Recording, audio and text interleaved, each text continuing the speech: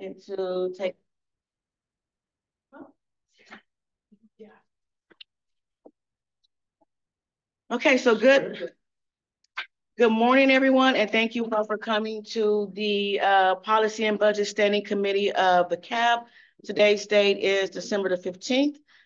Today is a very important meeting as we will conduct our first work group in regards to the AB 109 Access Fund. So I welcome and thank everyone for joining us today. I want to first lay out some ground rules and expectations for today's meeting by setting the table for our board members and for those in the audience and also on Zoom. Our meeting will be conducted in two parts, so I'll give a little bit more information on that. The first part of our meeting will be focused on our standard policy and budget, going over a couple of key items that we need to clear up.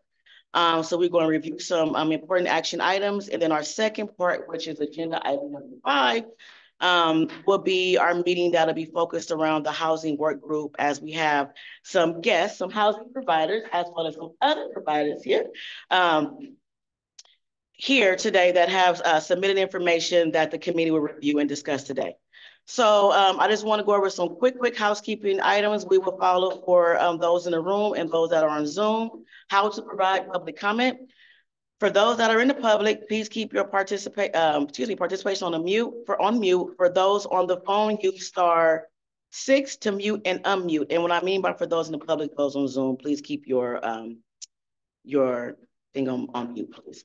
And we'll hear comments first from the board members. And then for the second part, we'll give, for the board members first, and then we'll open up to the public by raising your hand. And for those, okay. I will go over the housekeeping rules again when we get to this part 2, agenda number 5. I want to make sure that I set the stage on where we're today after we go over the first part of our agenda. So for those that don't know, I'm going to now go over our purpose as the committee, which is to assist CAB in making policy and budget recommendations to advance effective use of the AB 109 funds and distribution. Some, but not all of our responsibilities are work collaboratively with CAB related work groups and committees to develop a policy agenda and make a recommendation as it relates to the reentry services and population. Assist CAB with developing an annual budget request, analyze and make recommendations to improve departmental budget development, reporting analysis, identify financial needs for training and consulting for the CAB, and other responsibilities and functions that advance the CAB's purpose. So now we're going to go ahead and jump right into it and go to the agenda. First part of the agenda is our welcome, introductions, and announcements. We'll start with our members first. My name is Nicole Green. I am the chair of Policy and Budget, and I'll pass it over. Justin Van Zerber, Vice Chair, West County. Okay. We will then go to staff. Patrice Guillory, Officer of Range and Justice. Garyana Youngblood, also Office of Reentry and Justice.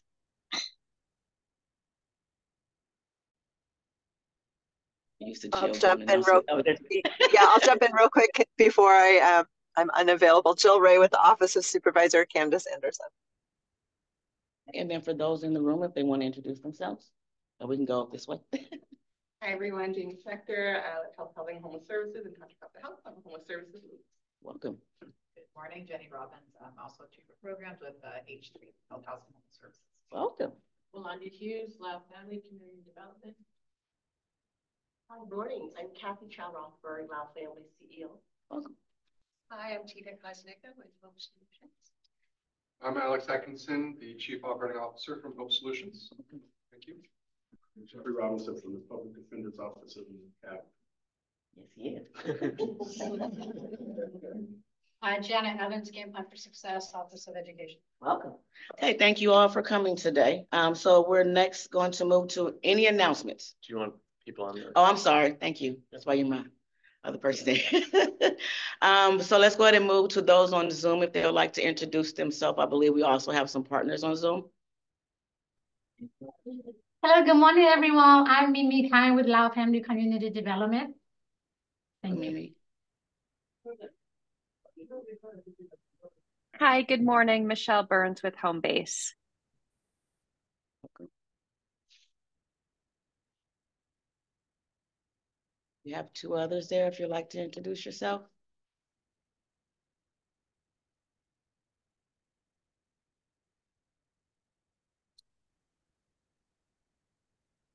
Good morning, everyone.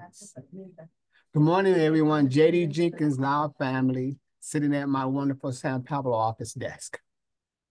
Morning, JD. I think there's one more. Good morning, Christina Squires from probation. Morning, Christina. Thank you, everyone, for the introductions. We will move next to if there's any announcements. I'll share that we want to announce that we are offering a certified nursing assistant training program through the California Employment Training Panel, and that Contra Costa County residents, Alameda County residents, and Sacramento County residents are eligible for them, as long as you're 18 years old.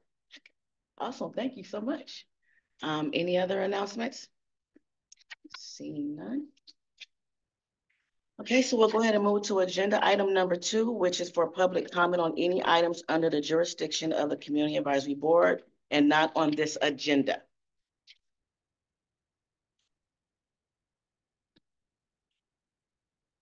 I don't see any. Seeing none, we'll move to agenda item number 3, which is the approval of our minutes from the November 27th Cabin Policy Subcommittee. And that is on attachment 1, starting at page 4. Make a motion to approve. Okay, so Justin has a motion and I second that motion, Gary-Ann.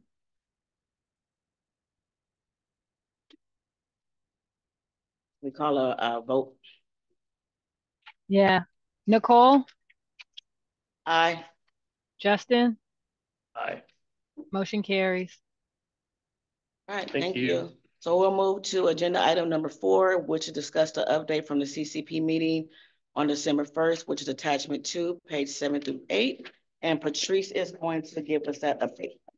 Yes, so at the last CCP meeting on December 1st, this was the meeting where the executive members of the CCP took action on all of the budget requests that came from all of the funded agencies, including CAB's community programs for FY 24-25. CAO's office made a request of all agencies that they consider or made a request to the CCP executive members that they consider accepting all of the baseline requests, which you'll see here in line or the second column, FY 24-25 baseline, and instead have their program modifications be considered through this process that the CAB policy and budget is hosting in terms of planning around the 15 million one-time allocation. The reason being is that together with the baseline request and the program modification totals, it was far exceeding the revenues that were coming into the county. And so though they would have been covered for the next fiscal year, the following fiscal year of 25, 26, we would see ourselves running into a deficit. So, so with that said, the CCP executive members did agree to approve all the baseline requests and that the program modifications be considered through the CAPS process. However, as long as those modifications fell within the 4 priorities that were set by CAP, which was to expand behavioral health services, housing services, pre and post release, pre-release engagement services, and employment. So we can, if you like, spend some time. You'll see on the 3rd column that says FY 24-25 program modifications. You will see all of the, and this is just a snapshot, but we also have ready to go if you want to look at each of those modifications specifically. They had to include budget narrative, and you'll get to see a little bit more closely what those exact line items were for and intended for. But you'll see here that for each department, what these program modifications are and their totals. Gariana, do you mind going all the way to the bottom and one more page? So that would mean total baseline requests that were accepted is just over 4 million.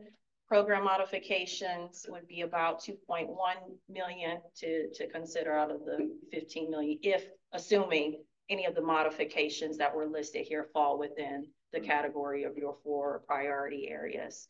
The other thing I want to note as an update that probation and CAB were the only two entities that actually modified their program modification requests. Following the November budget workshop discussion, CO asked or sent out an email to all funded agencies and asked that folks reconsider their program modifications. CAB and probation were the only two agencies that did that. Since then, I have received from the district attorney's office a modified program modification request. So they did ask for a reduction, but you all will have to determine whether or not you feel that their program modification falls in line with your core priorities. So that's sort of it in a nutshell of where things landed. If you can scroll up just a little bit, Garyana, so you can see what community programs, what went forward, or what was requested to be considered was the 60,000 to the reentry network, but specifically outlined for Center Force for some housing services for women. The one-time capital improvements for the Reentry Success Center of 150,000, which came out for a modification request of 210,000. You can scroll up. You have under District Attorney's Office a total request of $360,554. A lot of this was around their neighborhood restorative partnership program, as well as some additional staffing. Public Defender's Office was $291,041. Again, some of this was mostly, well, there's some operating costs, but in regards to their staffing, I know some of that had to do with the client services specialists, management around that. And I don't know if you have more details on that. No. Okay. Then sorry, didn't mean to put you on the spot. Health services for 250,000 as a program modification request. A good chunk of that was for psychiatrists. And detention health. Detention health was separate. So we can go up a little bit more, Garyana. We have H3, who's here, they can speak to that, $285,710. This was also staffing and was it core? It was core, yeah. Gotcha. And then behavioral health was 199,338. Oh no, this was the staffing. That was the staffing for psychiatrists. Sorry. So then health services, detention health was more, this was for that medication in custody. And probation officer, reentry and justice, I mean, $1,000. It was all to cover the cost of counsel, county counsel, we had stuff. This really shouldn't even be scroll up a little more. Probation, 537,886. This was, most of this had to do with some of the expansion in our pretrial units, and sheriff had no modifications. So that's kind of it in a nutshell, but we do have the actual modification requests on the side. You want us to look at those specific details. So two of the things that we were assigned to do was pretty much look at the budgets that were submitted and kind of determine what we feel that fall in line with our recommendations, as well as, really discuss what was submitted by our CBOs and decide what we want to do with that as well. Like you said, probation and CAB were the main two that made the adjustments. And because at that time, no one did, they end up going with, what do they call it? I always get the word wrong, not default, but the baseline. Baseline, thank you. The baseline is that. So my question is that a discussion that we can have now in reference to what? Because I did. If you want to. So maybe we should talk about that first before we go into hearing our partners to kind of get this part out the way. I don't know if you had a chance to look at. So I haven't looked at the detailed modification, so I wouldn't feel comfortable having that conversation today. Do you want us to pull it up? Because we can. We didn't include it in the agenda packet, but it was already publicly noticed through the December 1st meeting. Okay. So we can pull it up if that's what you guys want to do, or if you want to hold it off. So I can give you I have it here. Need to hold off, but I'll give you some of my feedback because we do have one of the partners here so far. Okay. So in reference to what our recommendations are already around housing, employment, behavioral health, and pre and post release services, the main ones that fell under that category, of course, was health services, health housing, which they're here to present about that today. Behavioral health also fell under that, but I know there's some additional conversation and they'll be back next month so that we can actually drill into that. So we have more time to kind of look at their budget baseline. Okay. And then detention health services, there may be some more funding somewhere else, but I figured they will fall under pre and post release because it has to do with the injections of medication while they're in custody. So I figured that can be held off into the pre and post release section. I know you said that that the district attorney resubmitted a budget. Do we have that? We did. I haven't looked at that one. I will say it was a significant reduction. It was down to about half the amount that's listed here. It's 326,000. So I want to say it's maybe somewhere in the ballpark of maybe 180,000. Okay. Not completely certain, but it still was referenced around staffing support for their neighborhood restorative partnership. So I know when it came to like the district attorneys and the public defender, I did want to have more discussion with you to see if that falls under, because based on what they submitted, I didn't see the alignment. Okay. And like post and pre, I couldn't figure out if it was a post and pre, so I would definitely love your feedback on that. Okay. So maybe we can make that an action item at the next, but if you feel comfortable, I would love to move forward with, I'm just gonna say H3, is that fine? Okay. I'm like health, housing, homeless, since they're here and they can talk about what they actually submitted and they put it in their packet already as a proposal, so. Okay. Yeah, you want to, because I brought a copy if you want. Sure.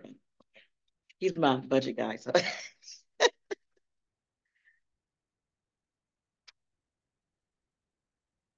Here's one question we had was, these modifications are going to be included in our final recommendation, right? We're not saying approve these modifications now, and then later on, we're going to make a recommendation on the balance.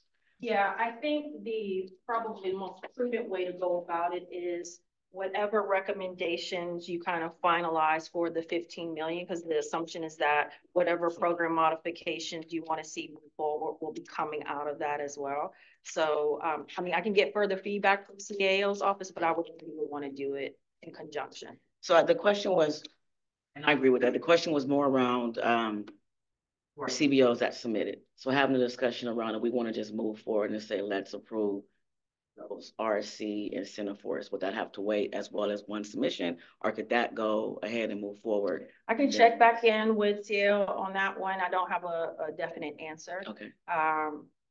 Yeah, I can check. And they didn't come today, right? No. Okay.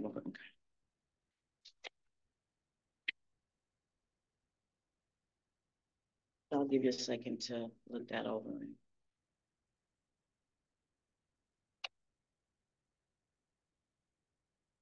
I just point out on the top of this budget, it says fiscal year 24-25. So is that is your fiscal year July to June? Yes. Yeah, so I would assume that this would be go into effect July 1st, the funding? Yes. Okay, for all. Thank you.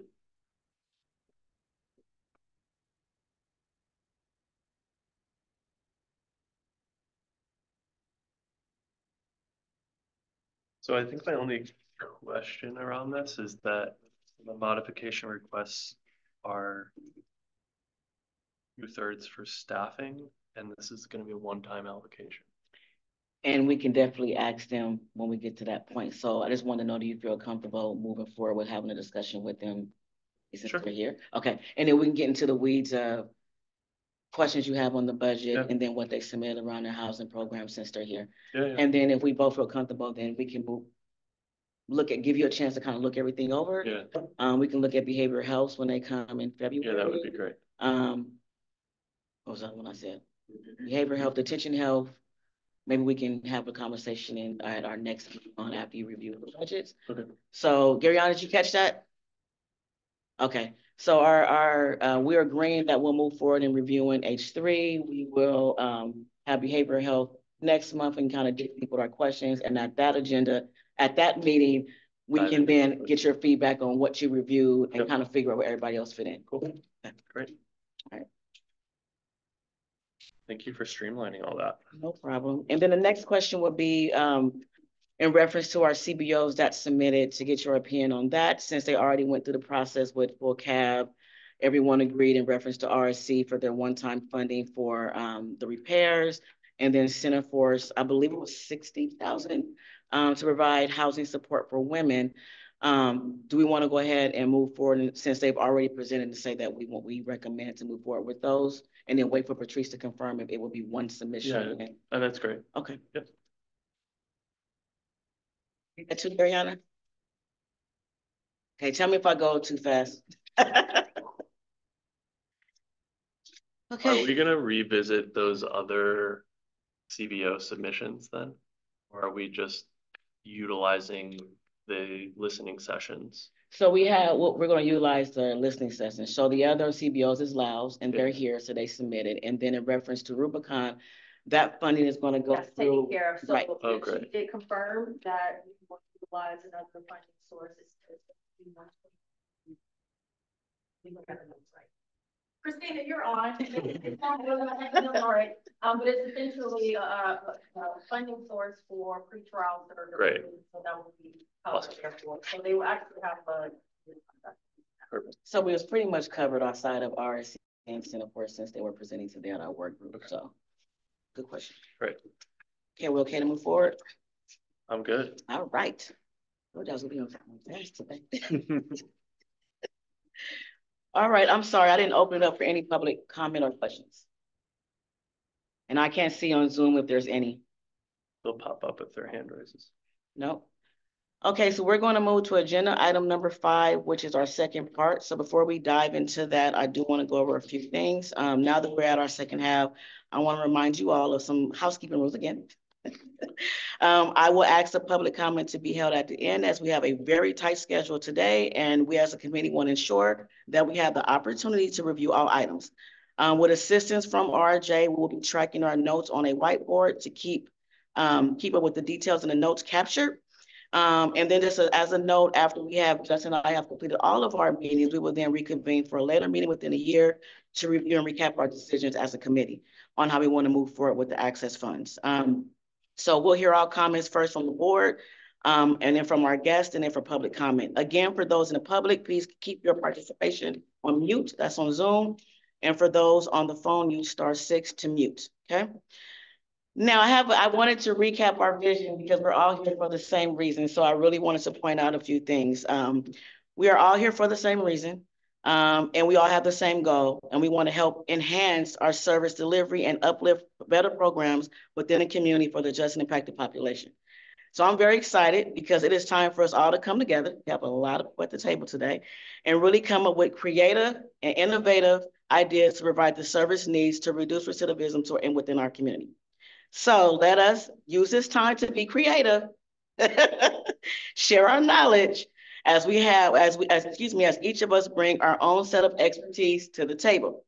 So let's create a better way with our programs and provide the services that are needed, right? So we all know that housing is one of the major issues within our community, and we as a committee are very excited to hear from the vast housing providers within the room today. So today as a committee, we are hoping that we can utilize our time wisely to come up with the best housing solution for our population. So I'm very grateful for those that were able to come into the meeting today, the comedian, as well as those that are on Zoom. So before we get started, I believe I want to go to agenda item attachment number 3. I just want to give you a quick review of our overview today for the housing priorities. What we have with us today and the questions that we presented. I won't read them fully, but we invited H3. We have Hope Solutions and we have Laos. And what we did before the meeting is we did send them all questions that we would like to be answered as a committee. They're there for you to review. I'll give you a second or two to kind of look those things over. And then we'll go ahead and get started by reviewing each one by one. Justin and I both had the chance to kind of review what you submitted, and we both have questions.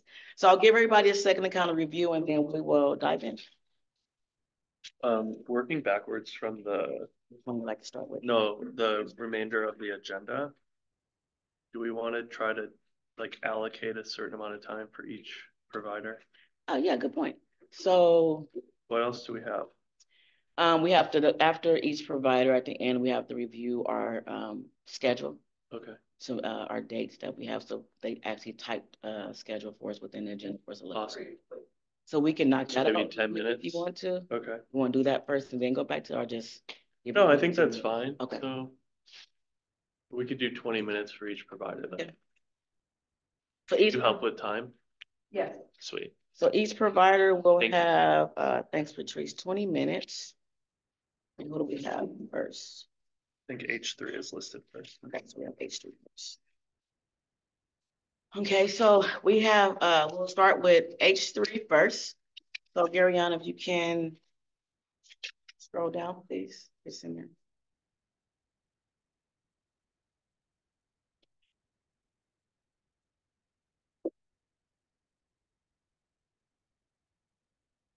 So I first want to say thank you for what you submitted. Very familiar with a lot of your services. And H3. And let's see, as reviewing this, there's a couple of questions that I had. So before we get to the very back where you broke out the programs, additional services, I had a question on, I believe it's page 2. You outlined your models and you listed prevention, street outreach, rapid rehousing, and so on. I do appreciate your column that you added in reference to the just involved, because I know that's something. Yeah, thank you. To do the count. So for rapid exit, can you explain that for me and why? Yeah, I noticed that after 15 minutes, so I apologize.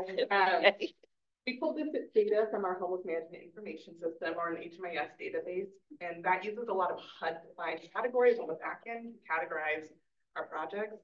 And I realized after, when I was reviewing in preparation, the rapid exit services are categorized as support services only, SSO only, in HMIS, and so are our care center services. Okay. And I put all of those support services under the care center line. So I don't have the exact number today, but some of those 102 households that received rapid exit last year, like that. Okay. Was part of the 361. Yeah. Okay. Proportionally, it's probably not that large of a number, right, but it's probably there. It was just nice to see that, especially that the numbers were captured in those areas, because I've never seen that actually in front of me. So that was really cool. I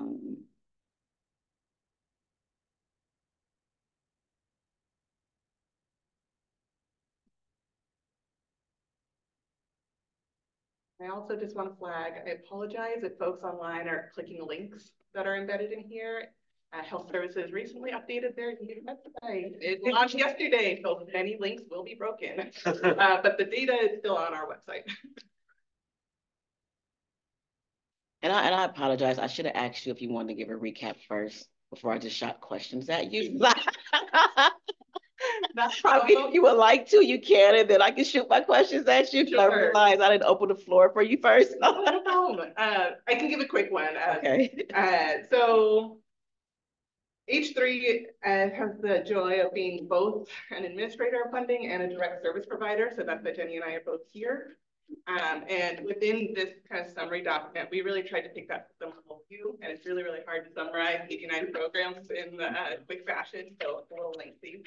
But in the summary section, what I really tried to emphasize was the number of folks that were served within our continuum of care, including through H3 direct services, the types of services that they received from prevention all the way to permanent supportive housing and other types of permanent housing, and the type of funding that we received that is coming from HUD as one of our primary funders of the system of care.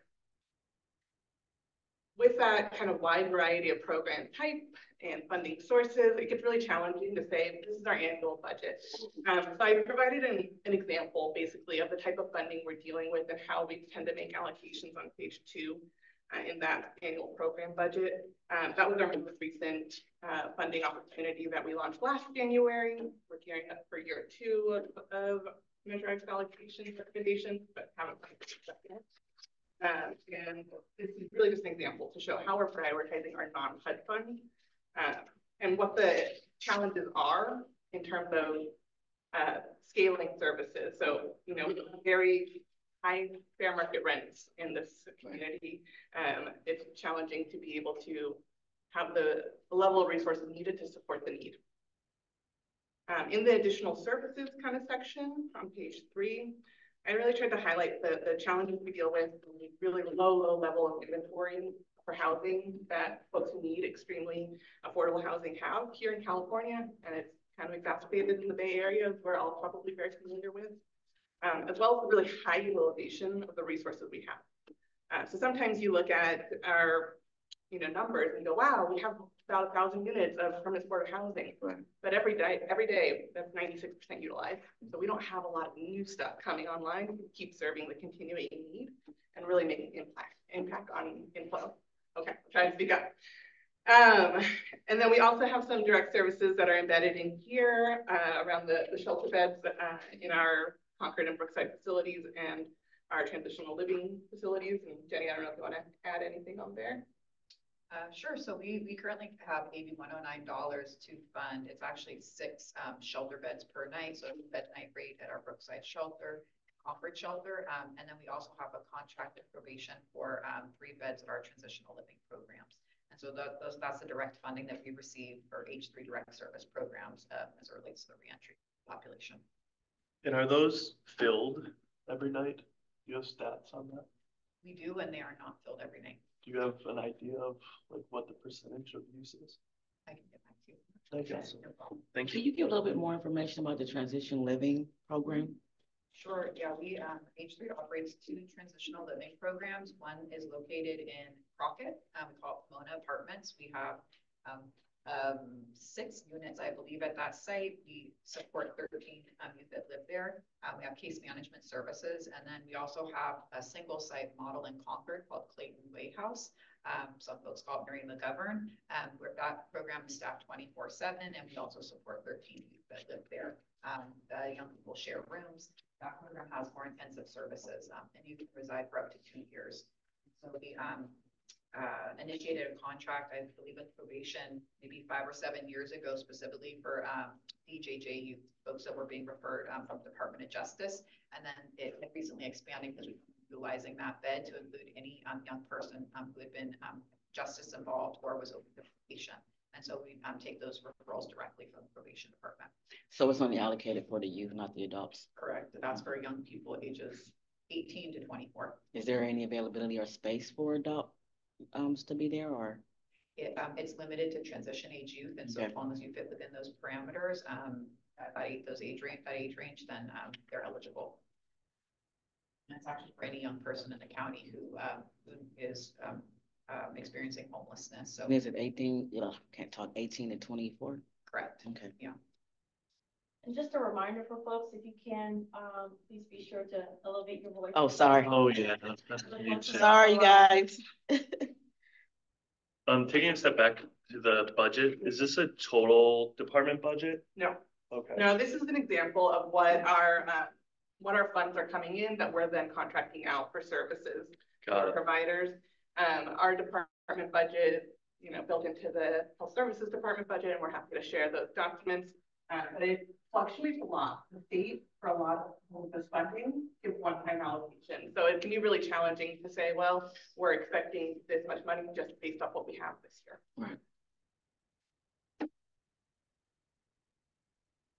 And then finally, kind of on the last page, that's where, well, on the 3rd and 4th page, that's where we talked about bridge housing and the specific ask of the subcommittee.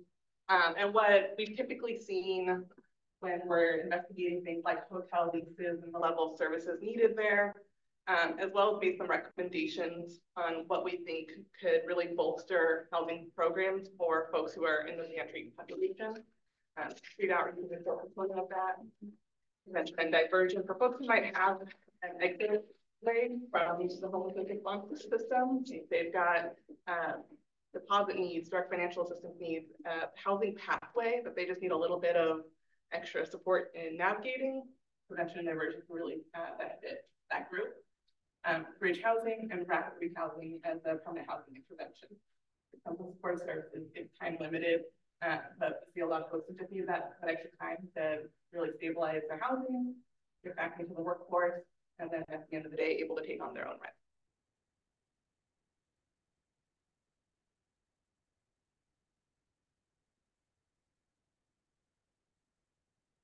First. No, you can go ahead. I'm reading through what I wrote down. Okay. So again, thank you for putting this all together. Really great. It's kind of fun to read through all of this and hear what's going on in the county, so I appreciate it.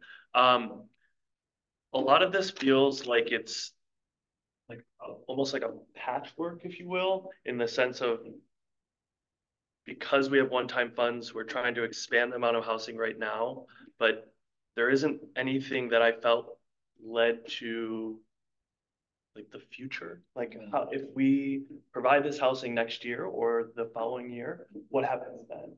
And so I think it would be nice to hear from you all how this investment would help down the line. Yeah. That's a great point. And to me, it's so common because we, like I said, we frequently deal with one-time funding. So we are used to patchwork. We don't get sort of ongoing sustainable funding outside of our HUD funding. And even that fluctuates due to SMR. But what we see is really a menu of options for folks with a few different pieces of services to meet the needs of the people we're seeing. Not everybody will need street outreach necessarily or prevention, or will go to bridge. They might go from street outreach to rapid rehousing. However, it best works for the first person we are seeing. And what we do is we take that one-time funding, and sometimes that means we get to serve a certain number of people in that year, and they have a sustainable pathway to housing. And we have to pivot and find other funding sources that might broaden the target population. It might not be specifically for, probation or reentry clients at that point, but we generally try to work to absorb the services into other funding that we have. And that's a lot of why I included the Measure X kind of recommendations that we had, because we had, for example, our coronavirus funding sunset at the end of September this year. And so rather than lose the rapid rehousing that we had funded through that, we pulled in some Measure X dollars in our other state funding sources to sustain the level of rapid rehousing we have in the community and not lose those permanent housing resources. So we see these resources kind of expanding and track as time goes on. And it's a real shame we can't find sustainable funding for it.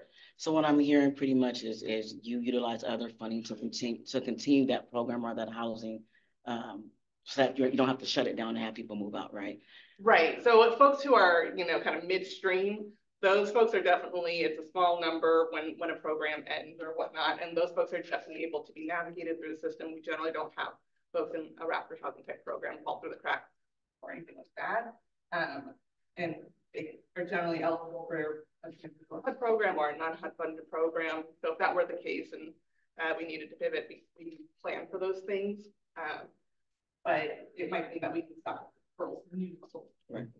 So I have a question for you in reference to the street outreach. So our goal for the bridge housing is we're trying to find a pathway for when they are released from in custody that they go into some type of housing, because as we know right now, when individuals are released, there is no housing for them to move into. So this particular street, I know just from several conversations, one of the major things with POR is the staffing and having enough people to be able to go to all these different jails as well as still meet the people on the outside. So this street outreach position in relates to AB 109, would it be, can you walk me through what would that look like from someone that's leaving custody to being able to be placed in one of these? Jenny, do that. Yeah, sure. So essentially what we would be looking at is bringing on a core team that's dedicated to justice involved individuals that can support either pre-release planning or somebody who's just been released from jail and needs to get to a family member or friend's house, or they need to get to the success center, or they need to go to shelter.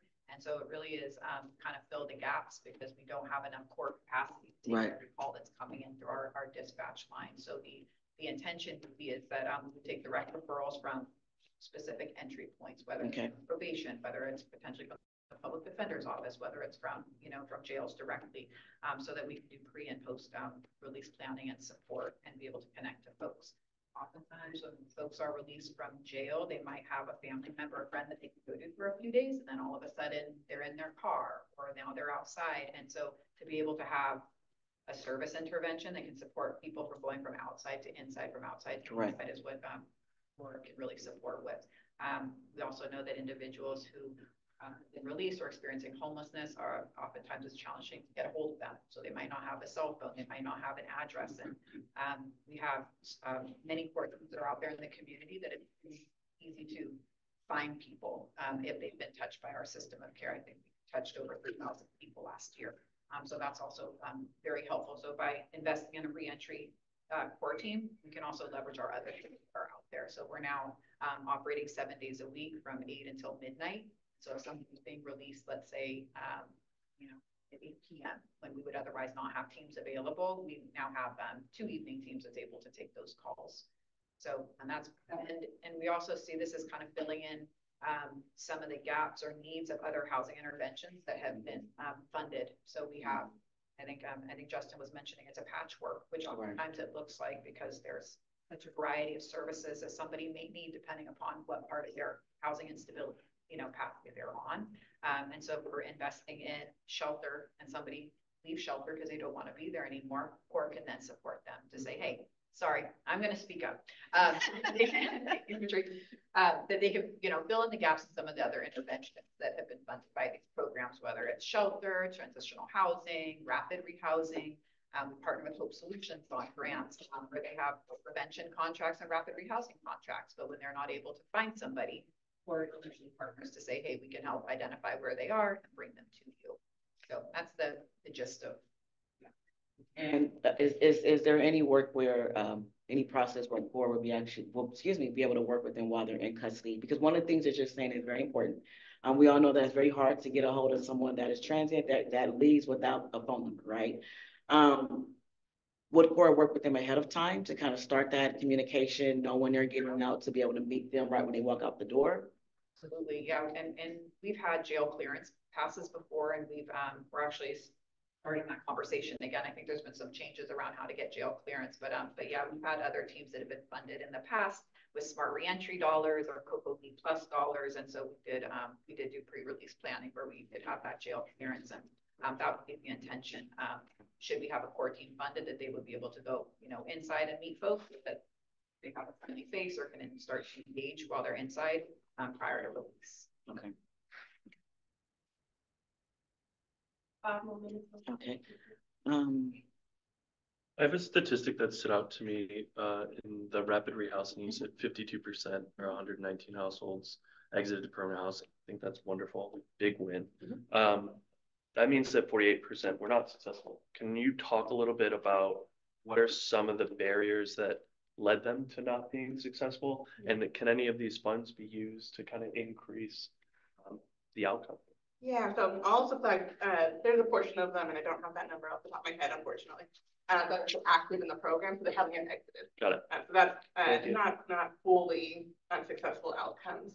But sometimes it is very much, people need to take on their subsidy at the end of a rapid rehousing program, and sometimes that's not enough time for them to get fully stabilized. There might be disability issues that impacting their ability to increase their income through employment. There might be a whole host of reasons that people are struggling to maintain their housing.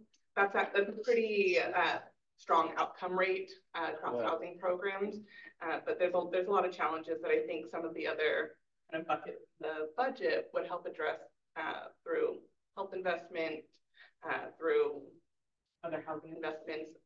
One of the ways the prevention model is also used is on the back end of a rapid rehousing program.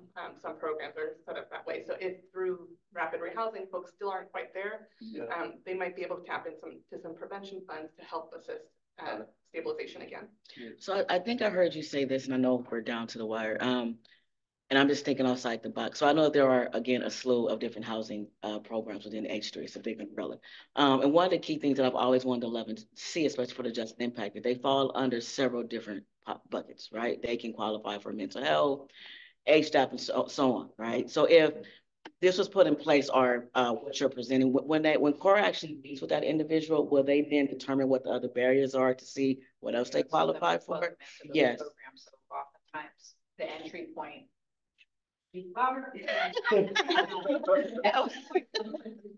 but then we're going to look through our old school word Rolodex. Right. What do you qualify for? Would HDAP work for you? Are you a transition age? You can connect you to the TATE team. Do you have CalWorks? We can connect you to the CalWorks team. If you're have roots in the city of Concord, can we connect you to the Concord team? So it kind of opens up the doors to get you connected to other, either Right. other core programs or other programs within our system of care. So like, for example, Jamie was talking about rapid exit or diversion. If core is engaging with somebody and we determine and they identify that they have family that might be somewhere else, that we can then connect them back to their family, we can make that connection to the family, refer them to Hope Solutions. Hope Solutions can cut the check and then they go on their merry way. And so really it kind of is a connector point to many of our other programs within our system of care. It's an entry point to get onto the our housing placement list. So core does all the vulnerability indexes and that's an entry point into rapid rehousing. Like Jamie was mentioning, our permanent supportive housing. So it's kind of like that first point, but then there's many different kind of avenues that you can take depending on, what they're presenting with. So they're, open to behavioral health services, we can get them reconnected to a provider. If they're eligible for enhanced care management services, we can then support those referrals as well. So it kind of opens the door to many of the different programs we have underneath health services in general, or within, our other, network of homeless service providers within the COC. And will the VS for that be, I know it's something you all are working on, but more justice involved friendly? I'm familiar with it. I used to be a part of sheltering. So I used to work and do HMIS. That's why all my questions are coming up. And one of the key things that I ran into, running a reentry program with VS, but the questions on the VS for that wasn't really related to someone that was coming right out of. So they didn't really fall in line with all the other programs where you guys had the discussion on, are they going to go to Hope or go over here because on their score, they feel low. Correct. So is that something that's going to be looked at eventually? I seen you edit and then we'll stop. Before I get to that, just so folks know, HGAP is an acronym. We speak in acronyms. And sorry. And it serves folks who are waiting on SSI essentially and needing services prior to that. But yes, we convened a work group of people with experience of homelessness who developed an RFQ that I'm like, cross all your fingers for me, everybody. I'm at the final stage of almost releasing, so that we can give them support. So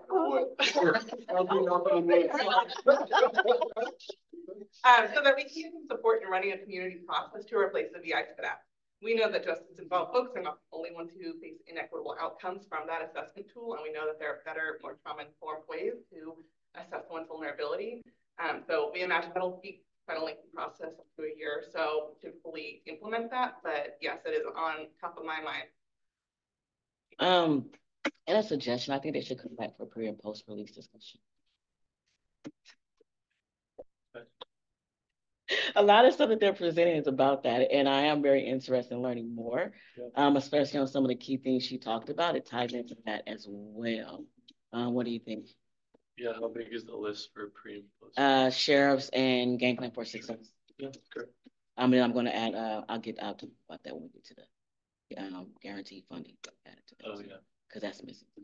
But just to kind of hear, because a lot of stuff they were talking about is tied to pre and post and collaborating with programs, and we're going to have programs here if they're open to it to talk about it, and they'll be able to hear from the sheriffs as well as other programs. But if you're available, if you're not, that's fine. Okay. That's later. It's not scheduled. Not scheduled. Okay. No, but we're thinking about on the agenda, we have a timeline for March. Yeah, their March meeting, March 18th. And then that way they can bring back also the information that you were looking. That'd be great. Awesome. We're going to move on to the next provider, but I just wanted to check really quickly if any public comment or questions before we move on. I just have a question for clarity real quick. At the end of the last page on number 4, it says the last sentence, due to the increased cost of programming, $1 million invested in prevention program. Oh, darn it. Okay. Yeah, that was likely a typo. Okay. And the funny part is I highlighted that too, but the time was done, so I let it go. Instead of prevention, just say rapid rehab. It should be rapid rehousing. For every $1 million, 40, you can house 40. That's about right. Very well together there. Yes. One more quick question on these requests. I'm assuming it's obviously based in data and reality. Is this like the gap that you're seeing right now for the population? Or is this like, I mean, obviously it's an estimate, but Like, how did you arrive at these figures for each of the? So with our core teams, pretty in line with kind of what was the budget that we reviewed, and that's just an estimate, it's a nice round number. Yeah.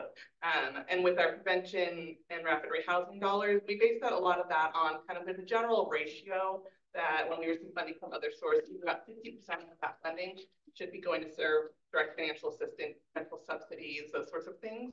And about 40% is about the operating staff and costs. So we work backward from that using kind of the data that we have and the direct financial assistance amounts that we provide in current programs to get to the number of households. Again, I'll estimate sometimes if rents are in a large increase in the rent, we might be able to serve less. And then with bridge housing, this is again an estimate based on what we've seen in other conversations we've had around, you know, leasing hotels, motels, and the sort of staffing that goes with providing food, case management, et cetera, et cetera. Okay. Awesome. Thank you. Could you also, when Now we're going over. well, part of no, this last part, you opened it. Would you be able to provide? Well, no, they do a lot of work there. Yeah. I would really love to know the cost around like Project Room Key, like the hotel, the outcomes. How did that work? I mean, I know that it was very successful. A lot of people went there, and then Antioch ended up creating their own. So if we can have something like that, little summer, that'll be amazing. With room key or home key? Home. I always say room key. It's home key. So our home key, Delta Landing. I can do real quick right now. Our home key award for Delta Landing, I think it's about 21 million, and all of that went to acquire the actual property. We spent this year we're about a little under 4 million to run the site, and post. It's 172 units of interim housing, focused on on-site case management. There's an on-site health clinic. We're building a dog park this year, so we'll have some more pet-friendly access there. And folks generally have a pretty good outcome. I don't have the exact numbers off the top of my head, but Bay Area Community Services is one of the service providers there, along with healthcare for the homeless, and they can more than I can speak to all the highlights and successes.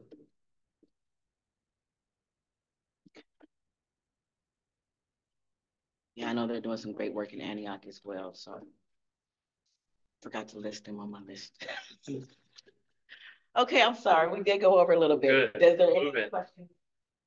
Just make a comment. I know, I'm like, no, this is Janet Evans, Game Plan Success Office of Education. It's great to be sitting around the table talking about this, and Jenny and I keep looking at each other because 7 years ago we sat around a table similar, talking about the same exact issue. And I know she and I for 7 years have been trying to find ways to get a reentry team that is specific to this particular population, especially as soon as they walk out of jail. Not only are they walking out homeless, but they're walking out with anxiety, and they're walking out with just feeling of, I have comfort here, even though it's not ideal, but now I'm walking out to the great unknown. And for some of them, we can get the best resources in place for them, and they have the best intention, but we see them back in a week because they didn't have a place. And that increases tremendously in winter because they don't want to go out and freeze at night. So they'll come back in and say, sorry to see you again, Jana and Nicole, but we were too cold. And so we just reoffended, or we didn't show up so that we can come back and have a roof and a blanket and food and somewhere to not be frozen. So I'm glad to be here today. I usually can't get out of my office, but I made sure I was today. But thank you. It's good to see you guys.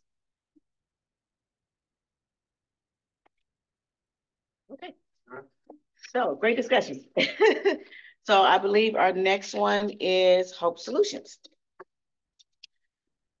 And we have two guests with us today. Thank you for what you submitted. I have a question.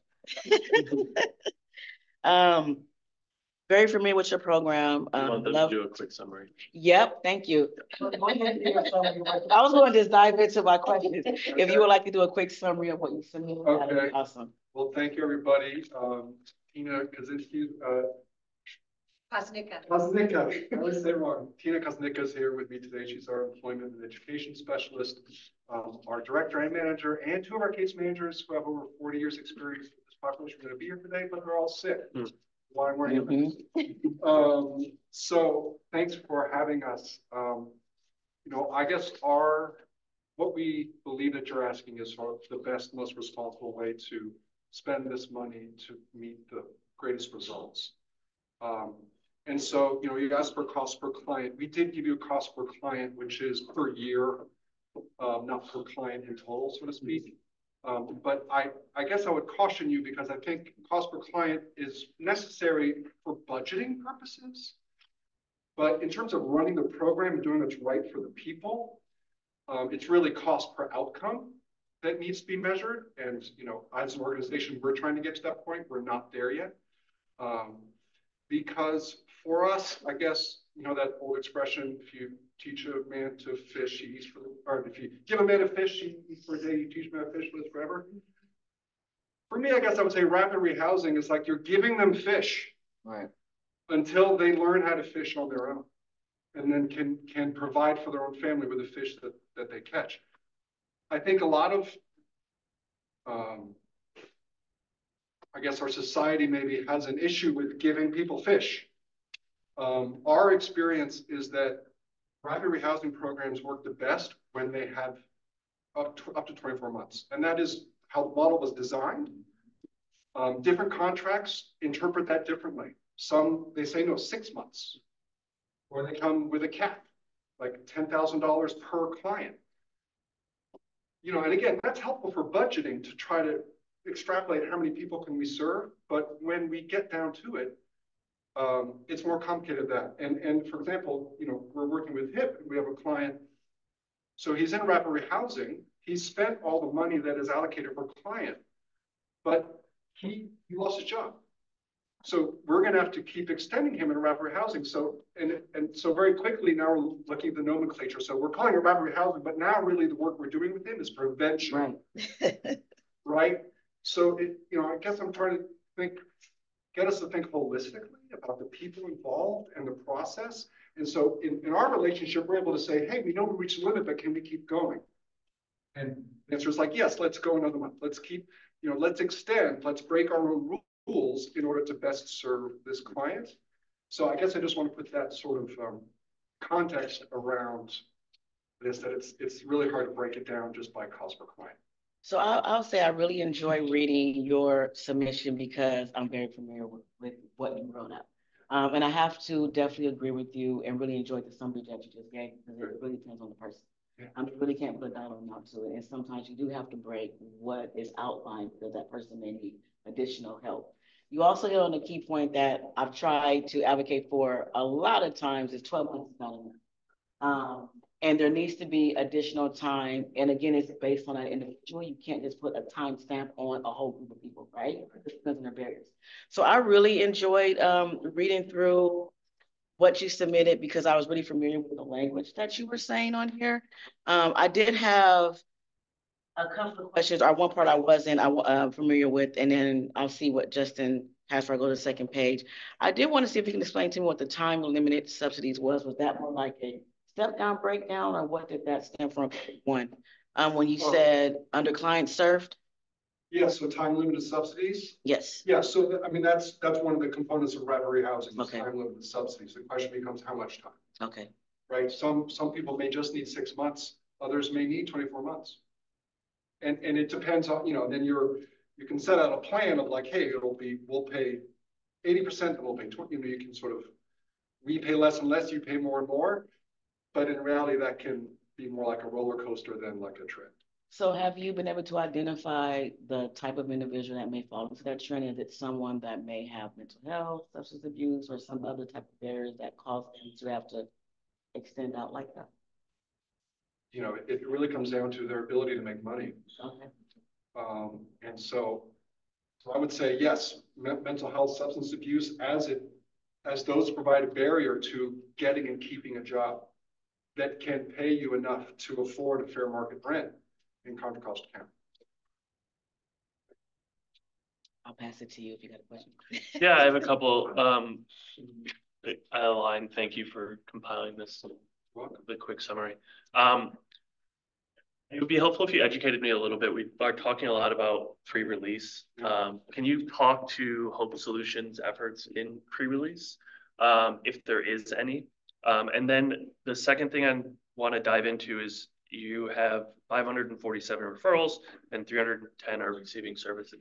Can you talk about, is that gap in available resources to serve them? Is there a disconnect from when that person leaves custody to reaching you, et cetera? Yes, it's more the latter. Okay. The disconnect is, Jenny was saying earlier, getting in touch with people, changing phone calls, also people just not showing up. We let the POs know, we give them 3 chances to show up, and at that point, we move on. Okay. So, yes, that I think that goes into your next question on pre-release. So we don't do a lot of pre-release at this point. Okay. Really depends on, at what point the POs or parole officers are getting in touch with us, but oftentimes it's post-release. I mean, say 90% of the time it's post-release. And when you say what's that time frame? In terms of how when they contact you or when they're giving you a referral? It totally varies. Really? Yeah, it completely varies. And in fact, I think with all of these types of programs, a key component is communication between the provider and this probation, right? And that's an area that we both need to do better on, right? And I think that, if we're doing better on that, I think that 547 to 310 hopefully becomes 547 to 447, right? So that's That's helpful. Thank you. You're getting all giddy. Yes, I have a question. So I have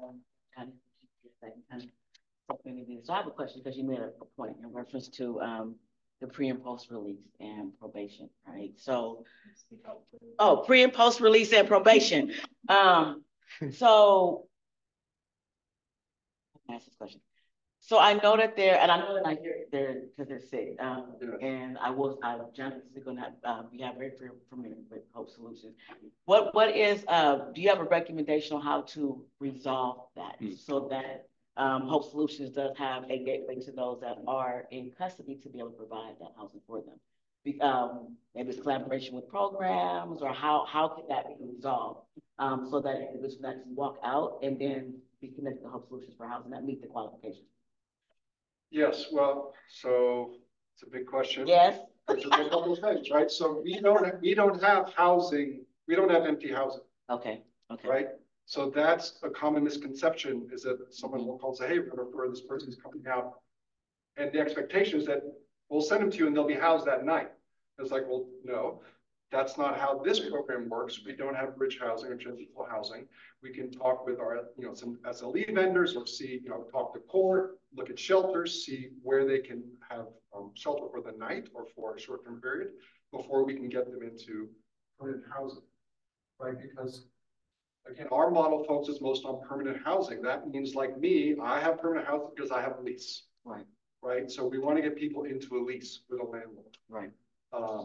And that takes time. Right. So that's why I said, yeah, we are open to exploring bridge housing or traditional housing as a stepping stone to permanent housing. Right. But if we're, I would, and if we were to get that, or even with the clients, we would, I think, frame it as, this is the beginning of your permanent housing. Right. Right. And here's a chance to show and prove, because we, who teaches you how to be a good tenant? Most of the issues we have with landlords are because, people don't know how to be a good tenant. They're trashing the place. They're paying things late. They're not paying, they're being rude to their neighbors, right? And these are things that get landlords turned off and say, I don't want to work with this population.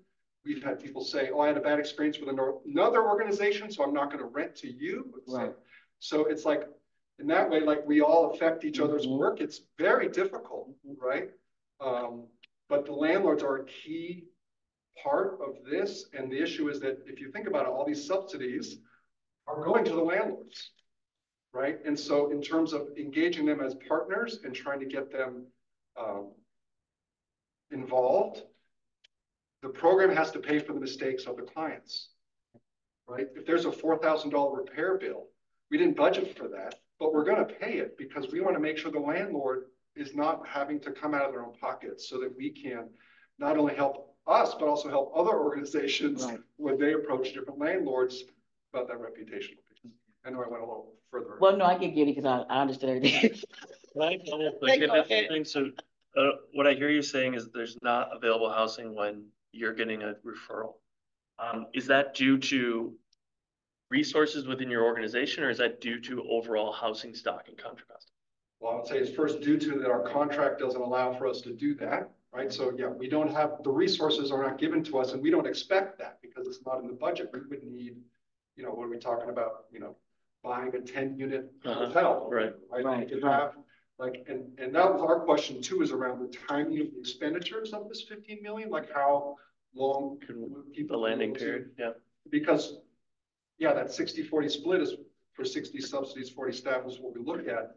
But that staff piece, that's how they learn how to fish. Right. Right. And it's awkward if you just have a one year spending period, right? To hire people for a year. But I forgot the other part of your question. Just like, is it availability of housing units that is the biggest limit to you not being able to house someone fairly quickly?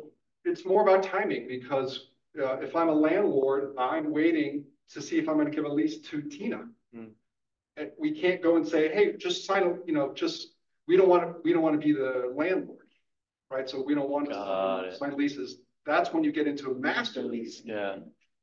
Right, which brings up its own issues. Right, because master leasing, I don't think works for permanent housing programs because the landlord's not going to want to then, go from Hope Solutions with deep pockets to Joe Smith, individual who's working a minimum wage job. So we have done that at times, renting out master lease units so that we can put people in there short term. Yeah. It's a lot of money, and I don't think it's sustainable, personally, unless you're doing like a bridge housing, like a very specific project. Thank you for the Can I piggyback on that? What we see from rapid housing providers across the board is housing location, because timing wouldn't be an issue if we had enough affordable housing stock, right? There would always be big turnover that could meet the need, but we don't. And so that's definitely a huge issue. And Alex is right. It's really challenging to go out to a landlord who might have had a bad experience to find a unit that's within a price range, an affordability price range in the first place, and then find a unit that's willing to be leased to someone who might have a checkered background, who might not be able to pass all the barriers that are put in front of them. So there's a lot of housing availability issues, and it's really, really expensive to build new housing. Yes, and essentially, so that where it becomes timing is that someone has come to us, maybe they've been out of jail for a week, they don't have a job, they got bad credit, maybe they don't present as, buttoned up and, suited. And so landlords are not really willing to rent to folks like that. And so it's only because we're able to go in and say, look, we're going to pay their rent, like we're going to be there. So, and we're going to let you know the first 3 months we're paying their full rent, and no matter what, we're not going to let you down. And we write it out with them. And ideally, the client over time is able to pay more and more. And when the landlord starts seeing that the rent checks are coming from the tenant, right? After a few months of that, we're like, okay, you're good to go. Are everybody good? Ready to exit? Would you re-sign a lease with this tenant? Yes, I would. Okay. Thank you. I definitely agree with that whole breakdown that you just gave, because that's something that I'm extremely familiar with and have experienced going through a housing provider. Same thing with master leasing. A lot of the funding falls back on the company provider in reference to maintenance and having people actually go and have to take care of, and you have to worry about, are they going to destroy the unit or not? I do know a lot of the concerns, our issues, especially in East and Central County, is how do you get the community buy-in? West is more open to providing housing for those that are just impacted. A lot of pushback is coming from the community when it comes to Central and East. So that's one area that I hear at a lot of meetings that's trying to be built up. How do you get the landlords to buy? I did see down here that you outlined with additional funding what you could provide. Now, sorry if I missed it, but it's like a dollar amount. Is there like a certain amount that's the very last pay at the very bottom? Funding? Yes. Oh. You were saying you were expecting to see a dollar? Well, is there a dollar amount or an estimate that you? Oh, yeah. So this was be fully transparent. We weren't sure what the ask was. We didn't think that this was a time for to pitch a program and dollars and all that. Well, so forgive us. We missed the sign. I looked at the figures. Well, let's do that in April. So this is fun. So yeah, we didn't think that we were pitching a particular program, but I would use what H3 provided as $1 million of rapid housing house 40 people, my question to you would be, how many people do you want to house? How many people do you expect us to house? Right. You know, and what's the best way you're going to decide how to allocate this money? How much is going to bridge? How much is going to rapid rehousing? You know, I think bridge and rapid rehousing need to be looked at together, right? And then prevention is part of that as well. Again, you know, a lot of our rapid rehousing work is prevention work, especially after 8 to 10 months, right? And so, my question would be, how many people do you want us to house? Right. And then I would say, well, then we would need this much money to do it. Okay. And then would you want us to do bridge, or would you want there to be a collaboration between, you know, one organization is running bridge and the permanent housing, and how do we link up? So we don't have an exact answer of the design, but what we're envisioning is all of them do run hand in hand together. So having that bridge housing, the main focus is based on what we heard from our community members as well as the surveys, is that there needs to be some type of housing for when folks walk out. That's our main focus. Before they walk out. Well, before they walk out, sorry. Yeah. So that's our main focus, is where can they go? And then from there is connecting to other providers of services to then go out to, if it's rapid housing, permanent housing, whatever the case may be. So that in between is what's missing. Yes. Because they're like a 2 or 3 week window where they're just homeless. Yes. So that's initially where our focus is now. But again, we're here to look at what everybody's presenting and kind of get an idea of what may work best. But that's really where we were thinking is that's what's missing and what we hear from the communities. And can I make a clear? Oh, please, real come on quick in. clarification? Am I still low? No. Oh. This process, this is not about pitching programs. Right. Today and for the next several months. No one is, I want to make sure it's clear for the public. No individual agency or organization is asked to pitch a proposal for anything. That would be improper of this process. What we are looking for, what the committee is looking for, is to, based on your experience of programs that you have implemented, lessons you have learned, they can take that into account as they're planning and identifying specific models to then invest in that will essentially help us address some of these challenges. Thank you. Yeah, Okay, thank you. So if I could answer, right? So taking a look at H3, the last page here, right? Took bridge housing, if you wanted to house 100 people through, well, 100 units, let's just say, yeah, 100 households for the time being, $3 million, 50 cents, you could do $6 million for 100 households. So we expect a bridge housing unit to turn over 2 to 3 times a year, so it'd probably be 150 to 200 with 3 million. See, there you go. Right. So yeah, so let's say 150, right? And then you look at then the rapid rehousing building on top of that. If you spend $3 million, then you get about 120 households, right? So that would be the thinking that I would start doing in terms of how do we want to build a sort of comprehensive piece that is sort of from A to Z, and where do we need to line up, knowing that bridge housing is more expensive. And I would say too that would it be a sign of success is if you had 100 units of bridge housing, but then you usually were full up. Right, I always had that in the back of my mind, because that's, I mean, it's always an issue where you're at your max capacity. Go ahead. Yeah. I was gonna share with a couple quick points to kind of flag that for me. One is, I think we have to be really clear on how we're operationalizing bridge housing. Yeah. It's a very concept and term, and we all might be using it differently. So if you're thinking bridge housing is that immediate interim housing, kind of like a Delta landing kind of model, like just to be really clear on what that actually is, service intensive, service bridge, round the clock, and that there's a pathway to the exit, because that I think is where folks get tripped up a bit, is that one place for folks to go, but you have to pair it with an exit strategy or else it will be filled up for the whole year. And so I think as we're talking this through, it's how all these programs or investments are complementing each other. It's not looking on the silo, they're actually not patchwork. They're all interconnected, like from prevention to they're scaffolded, but to really kind of understand that. So we're not like, working in silos here. Like, well, we really, really want bridge, but I'm always saying you need a pathway out of bridge. So then you need to scale that bridge with your rapid rehousing with another intervention so that you create that flow, because otherwise you have that bottleneck, everybody's frustrated, now it's full and we have the beds. And so I think that's something that we're working on.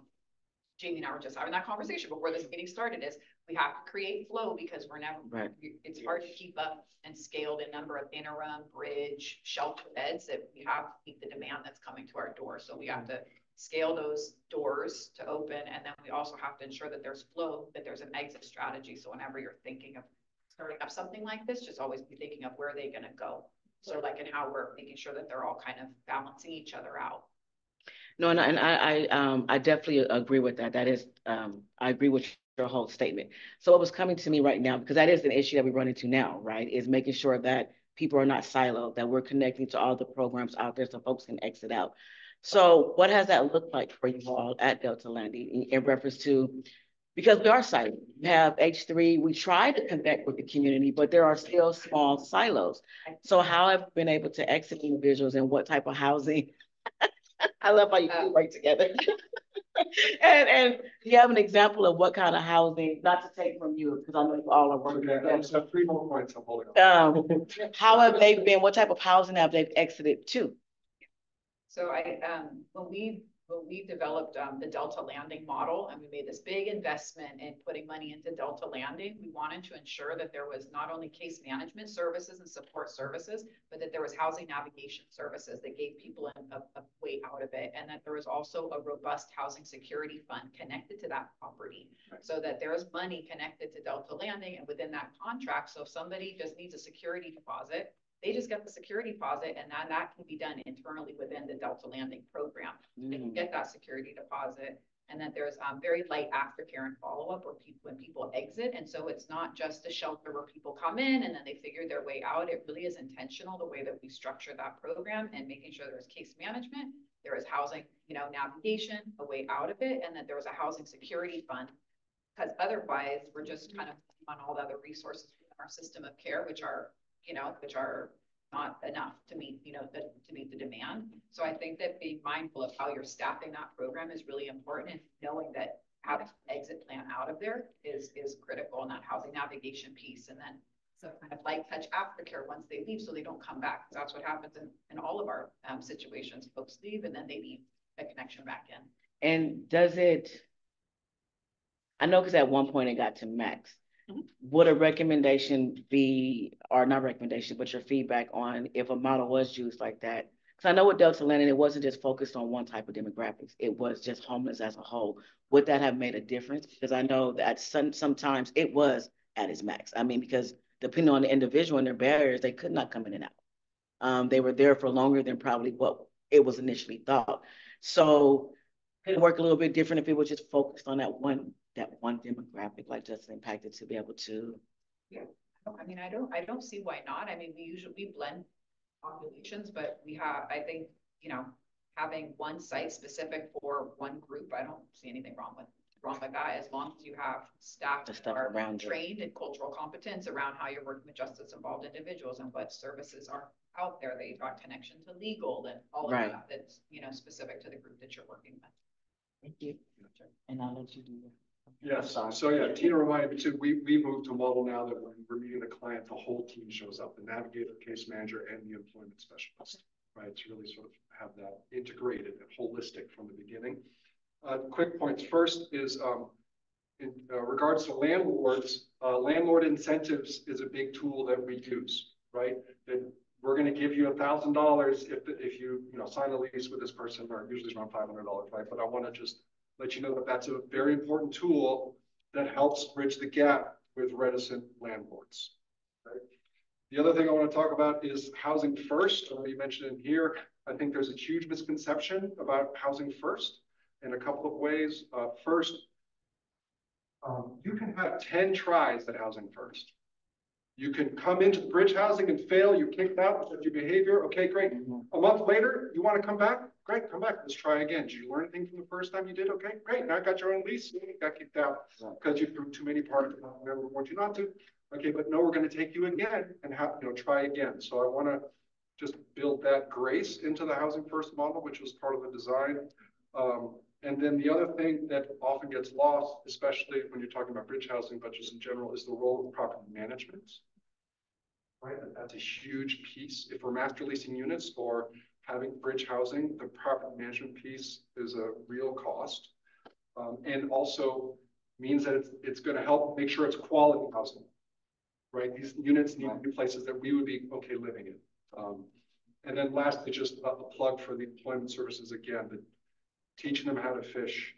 It takes people to do that and resources to do that.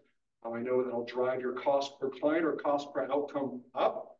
I think again, it is, it's essential, and without it, you're just going to get folks coming back and over and over. Do we have any data either from the ORJ or from H3 on the number of people leaving custody who are quote unquote unhoused or don't have a connection to a stable house at home? Well, certainly GPS typically provides that information.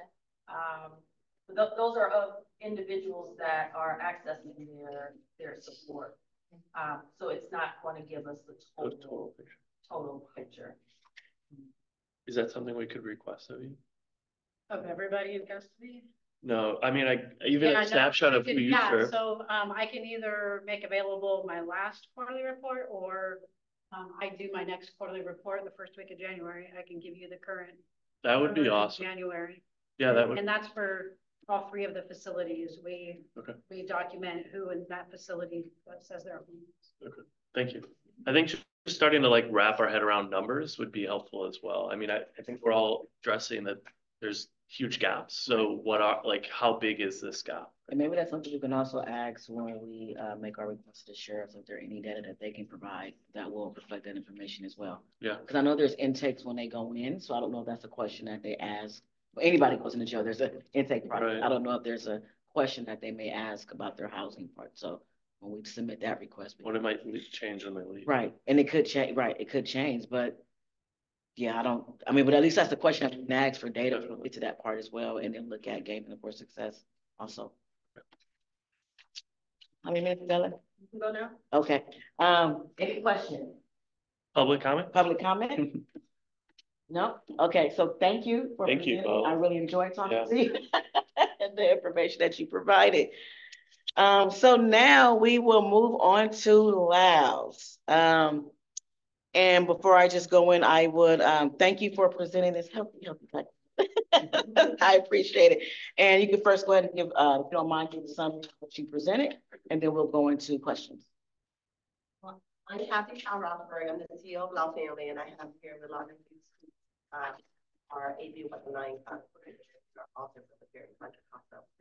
So, we're not pitching, and what we're like to share is that, what we submitted was a request for $500,000, which is to serve 40 additional customers, and all the money goes to the customer, the service for them. We have 87 people who are on the waiting list for our service.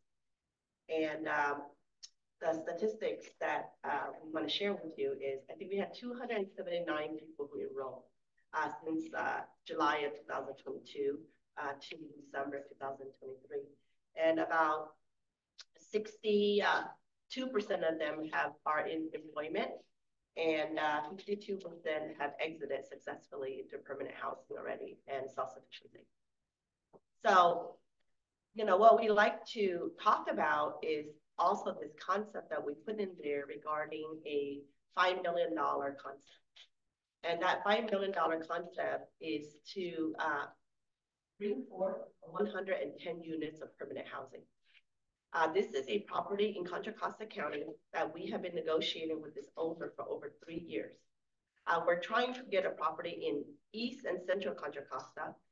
It's through this mechanism that we've been working that we've been able to secure. So $5 million would be equity that we would put down as 25% plus closing costs, and the property would be delivered to us ready to use. They're all self-sufficient units with 6,000 square feet of office space and service space. This model that we have been developing, the CARE campus model for Lao Family, is a model that has rapidly helped our organization from having 33 units of housing in 2020 to having 532 units of housing today. Right now, our CARE campus in Oakland, we have 125 units that's vacant. We just secured another property in downtown Sacramento with this CARE campus Sacramento. We have 107 units. Last week, we opened another campus in Rancho Cordova. We have 117 vacant units. And we're working right now and signing a contract later on today for 18 units plus another 18 units. We have this new model that we have been able to develop because of what everybody said in this room. And then like, my family has been an affordable housing developer from ground up construction. I've been doing this for 20 years. I've completed 32 projects. We decline home key, and that's a different conversation. I'll tell you why, because of the complications and the deficit that home key creates. So we don't like the home key model. We prefer this model where we strictly use debt and equity. That's it. Asking where the concept is 5 million is for equity, but the debt, we will get below market debt. And then the restrictions, the time around, all these properties that I just mentioned, we had every property turned around in 100 days. 100 days of being able to purchase it, we master lease it first, and then we sign an agreement and we purchase at the same time. And then there's 3 specific lenders in Northern California that got a special pot of money from the U.S. Treasury Department. They don't market the money. The public doesn't just get access to the money in an easily way. You have to understand how the money works and how to access it. There's 3 banks, one in Contra Costa County and 2 in Oakland that has this special funding. And that's what we were able to use to buy a $25 million, 285 room vacant hotel in Oakland, which is the largest vacant hotel in California. And so going to data, 65% of individuals who are homeless in our point in time count, there's situational homelessness. And with an investment of $10,000 to $30,000, we can get that person into permanent housing and self-sufficiency. The other 35%, the severely disabled, as like substance use and mental health, the more severe population, the 35%. Our statistics in working on this for the last 6 years and piloting this across 3 counties, the severe individuals who are permanently disabled may have substance use disabilities. We, in our estimate, it takes about 50,000 to the person to enter our program, get the full wraparound care planning with 5, 6 team members, and to exit them into permanent housing. It takes us about 50,000 to exit them. For somebody who's a transitional youth person who's 18 to their mid-20s, because of the fact of their maturity level, lack of credit, savings, those individuals who are transitional youth may take $50,000 to $78,000 to exit them into permanent housing and self-sufficiency. But the ones that are situational homelessness, which is 65% of the PIT, it takes us between $5,500 to $30,000 to exit them so that they can fish for themselves. So one of the things that we do to combat NIMBYism is the language that we use. There are 7 words that we don't use. We don't use the word homeless. We do not use the word low income. We do not use the words reentry. We do not use the words mental health. We use the words individuals, and we use the words families. We use the words, these are families who are experiencing transitions in their lives. They've either lost their job, there's a disability, there's a family conflict, there's a divorce, there's a disability, and they need a hand up. We're supporting them so we can boost them, and we can lift them, and then we can transition them so that they can support themselves and their family, and be able to restore themselves, and to get back to them. Those are the words that we use. Because if we use affordable housing, you use low income, you use mental health, you use homeless, you use reentry. Already, the general public is not educated enough or informed enough to understand about affordable housing and the quality of the service. And the word case management is overused because it's different. Different agencies define and give care in a different way. Some people say case management, but they're not directly doing it. They're actually farming it out, somebody else is doing it. So I think language is really critical, is that we use the right language. Because if we didn't use the language correctly, we would not be able to find housing in Orinda, in Lafayette, in Fair Oaks, in Claremont, in Walnut Creek. You know, those are the kind of places that we find for housing for our individuals who graduate from our program, which are those individuals who are experiencing homelessness, who are just as involved, who did exit out of foster care. You know, but we don't use those words to define them, because why should I define a person from an experience and a situation that they went through? Being homeless shouldn't be a definition of somebody and to be labeling them. So the other thing I would recommend to this CAP is about cross-county relationship. Right now, at this very moment, La Family has 365 units of vacant housing. And they're not in Contra Costa. They're in Alameda County, and they're in Sacramento County. And I would recommend to this body to support housing, like even if it's transitional housing in other counties. Because what we're trying to do as a provider is find a job for them, family support, that care that they need. And the best location may not be in the current county. Because if you are a survivor of family violence, domestic violence, and somebody who has tried to traffic you and pimp you out, it may be better for you to get your housing at a different counties for your protection. So I think that families, counties, because they might be staying for a week with this family member or a friend for this family member, and they're in other counties. It's not necessarily Contra Costa County. So I would recommend making the program so you allow us to serve them in different counties. Because right now we're working very, very hard to get inventory in Contra Costa County. And I'll tell you a little bit of how we do it, because you might wonder, how is it that we have such a large quantity of inventory of housing? If you want to buy a donut shop, you have to know how to break into the Cambodian community. If you want to buy a nail shop, you have to know how to break into the Vietnamese community. So if you want to buy a hotel or a motel, you have to know how to break into the South Indian community. And also the franchisor market.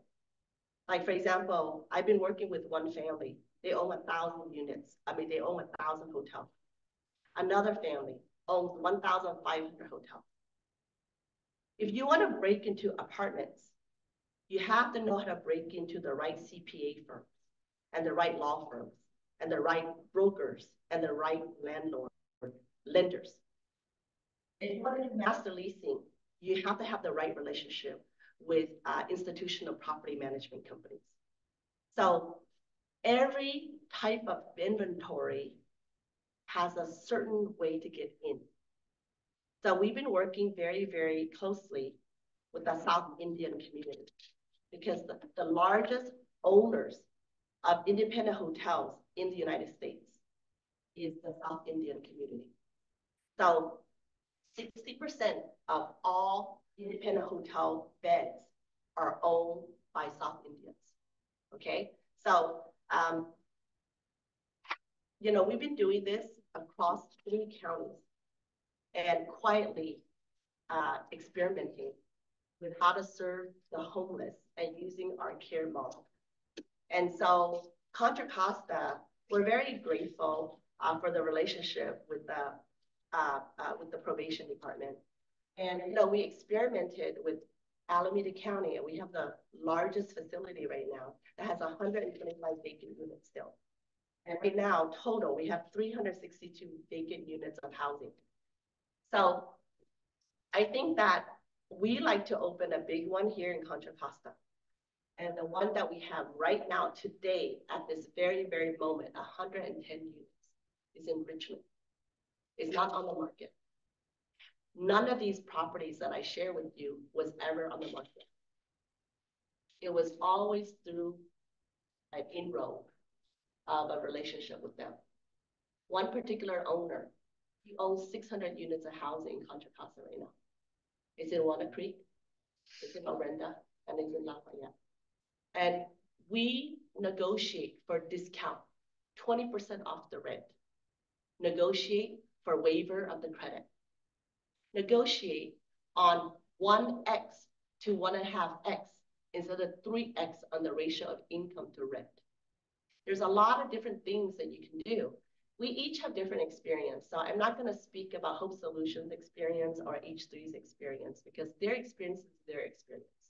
Like we know from our experience that that there has to be an exit because if you don't have an exit, then your inventory will be filled up and it's no way to go and there's a bottleneck. And so again, you know, we're happy to be here. There's a great opportunity, and I think 2024, we're gonna see even more inventory. But you gotta get in now. You have to get your way in now and start the negotiation. Thank you. I appreciate the overview, and I have not a lot of questions, but I have some questions. So originally my questions was on here. We do have 20 minutes left. Okay. So if you do, I don't know if you guys want to talk about, want to extend time or anything like that. I believe you have a hard. It depends on the hard stop. Okay. All right. Okay, so I'll keep the questions to a minimum. So there's a lot of data, there's a lot of information that you gave, and great work in Alameda County. And I mean, initially my original questions, because what I was reading in here and listening was around the East Bay, and I wanted a lot more data in reference to what has been taking place in your current program out here in Richmond as well. But hearing you, do you have any data to show the outcomes of the individuals that you've served in Alameda County through this process? Absolutely. We have data for Alameda County, Contra Costa County too. Just so you know, for this program right here, we received from July 1, 2022 to June 30. These are the outcomes. We received 270 referrals from the county. We enrolled 176. 129 are employed, and 119 exit into permanent housing and self-sufficiency. So we had, those are statistics right now. And the 3 years that we've been doing this with Contra Costa, you'll see that we have over enrollment of the program and that the statistics that we have of employment and being permanently housed is we have high statistics. In Oakland is 80% success rate. Okay, 100 as of yesterday. These are homeless reentry for Alameda County probation.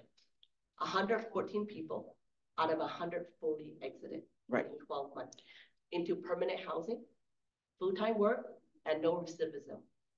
Okay. What I was meaning more in reference to the program that you're recommending, the care, what you call it, care, about with the units, what that looks like for individuals that are coming in, that are able to exit out. How many have got successful? And then when you say permanent housing, what does that look like? Because I know at the last thing, permanent housing could have been staying with family. It could have been transitioning to what is the definition? Everyone has a different definition. Sure. So really understanding what Lau's definition of permanent housing, because there's a lot of language that we're all saying. Yeah.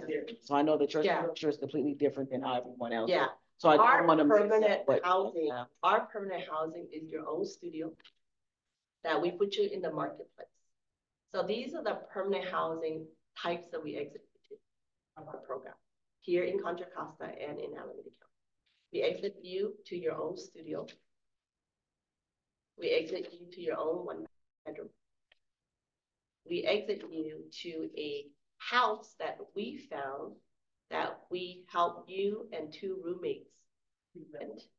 And we negotiated that individual room for rent with the landlord. So if the landlord wanted $3,300 for the house, that's a 3-bedroom, 2-bath house, then we negotiated with the landlord to give you your room and your bathroom for $1,000. That is $1,100. That is full rent for your rent and all your utilities. Right, so it's a shared housing pretty much. So it's renting a room. For some of the individuals. Right. Okay. Okay. But some of them, so, you know, we have a combination of, or else we found you a family member, because it depends on your income. So when you exit from our program, the reentry, you're going to be exiting with $29,000 of income, annual income, or $115,000 annual income. The individual who has $115,000 income, or $80,000 income, or $90,000 income is one full-time job and one part-time job. Okay. How do you guarantee that someone can walk out with that? That's reentry involved. So I know a lot of the things that we run into is when it comes to reentry, a lot of individuals have a hard time finding a job where they can actually afford to pay the rent at the market rate. So how are you guys able to ensure that someone that's referred is going to walk out making that annual income? One question. And then when I'm hearing they start off in this court process and then they can exit that 100-unit thing into either their own studio, a one-bedroom, shared housing, or family members. Is that right?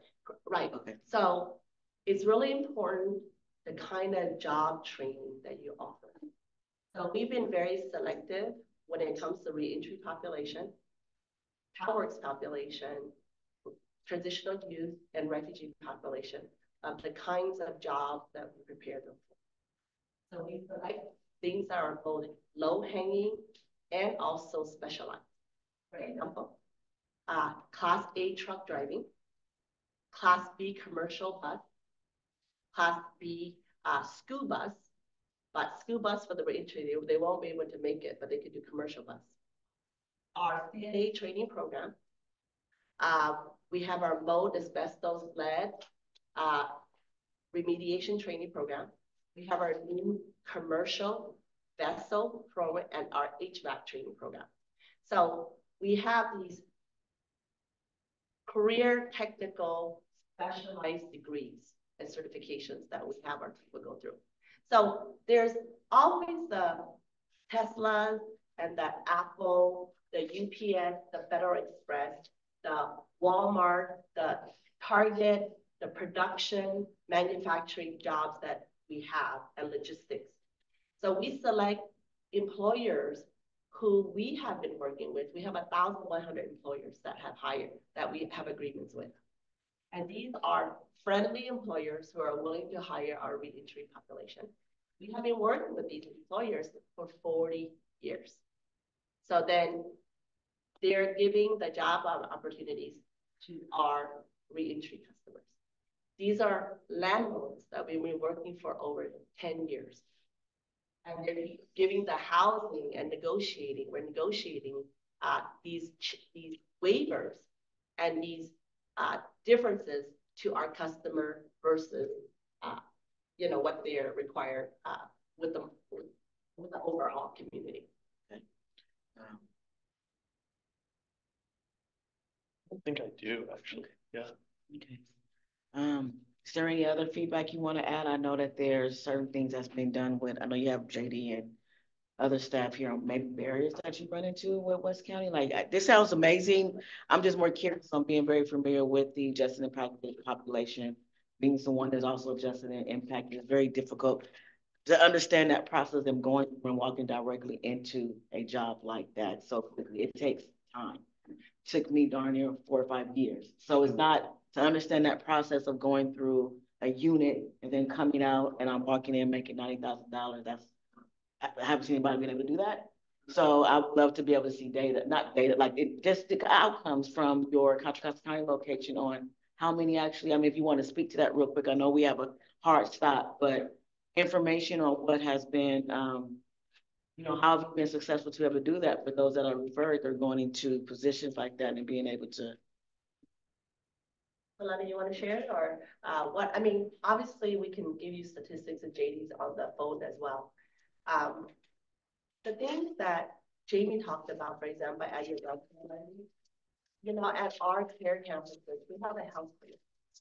Like we have Roots Clinic on our campus. We have Felton Institute on the cognitive behavioral health, cognitive therapy, and 12-step program.